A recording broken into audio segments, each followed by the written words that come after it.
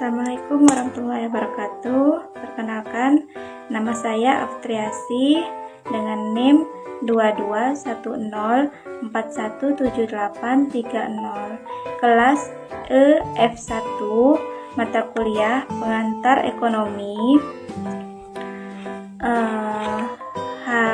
dengan dosen Ibu Rikola Dewi Rawa, SEMM. Di sini saya akan membuat video untuk melengkapi ujian akhir semester ganjil tahun ajaran 2002-2003, yaitu dimana pertanyaannya yang pertama, jelaskan bahwa terjadinya perubahan harga dapat menimbulkan pengaruh berbeda dalam hal jumlah permintaan barang-barang antara barang perlu dengan barang mewah. Kemudian dikaitkan jawabannya dengan elastisitas harga untuk permintaan atau price elasticity of demand. Jawabannya, permintaan inelastis jika terjadi perubahan harga kurang begitu berpengaruh terhadap perubahan kuantitas barang yang diminta.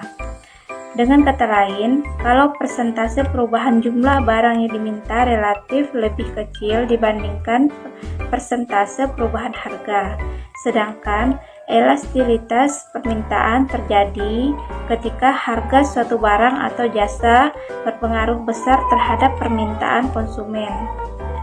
Jika harga turun sedikit, konsumen akan membeli lebih banyak. Jika harga naik sedikit, mereka akan berhenti membeli sebanyak mungkin dan menunggu harga kembali normal. Pertanyaan nomor 2. Jelaskanlah kelebihan dan kekurangan pasar dengan persaingan sempurna, pasar oligopoli, dan pasar monopoli dari sisi firm dan dari sisi konsumen. Jawabannya, kelebihan pasar persaingan sempurna yaitu produsen bisa memproduksi barang sesuai dengan kemampuan perusahaan tanpa khawatir terjadi penurunan harga. Dalam memproduksi barang tersebut, produsen berusaha mencapai kondisi yang akan menghasilkan laba maksimum.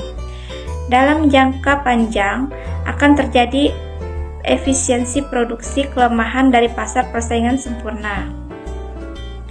Karena barang yang dijual bersifat homogen, konsumen merasa terbatasi dalam membeli produk lain di luar barang yang bersifat homogen itu. Sangat sulit untuk memasarkan produk yang mereknya tidak begitu besar atau tidak berada dalam daftar produk yang homogen. Kelebihan dan kekurangan pasar oligopolik yaitu, kelebihannya, konsumen dapat memilih produk sesuai dengan keinginannya karena pasar ini menyediakan banyak pilihan. Sedangkan kekurangannya, produsen baru akan kesulitan untuk masuk ke pasar ini karena persaingannya sangat ketat. Kelebihan lain dari pasar monopoli adalah para penjual dengan bebas bisa menentukan harga dari produk atau jasa yang mereka tawarkan. Bisa itu dengan harga yang paling rendah atau harga yang paling tinggi sekalipun. Kekurangan pasar monopoli memicu perkembangan pasar gelap. Salah satu kekurangan yang terjadi ketika praktik monopoli di pasar terus dilakukan adalah dapat memicu terciptanya pasar gelap dan transaksi ilegal. Terjadinya kemungkinan eksploitasi konsumen dan pekerja. Munculnya ketidakadilan. Sedangkan keuntungan pasar ini yaitu tidak memiliki kompetitor dalam menjual barangnya, sehingga persaingan pasar juga dapat berkurang.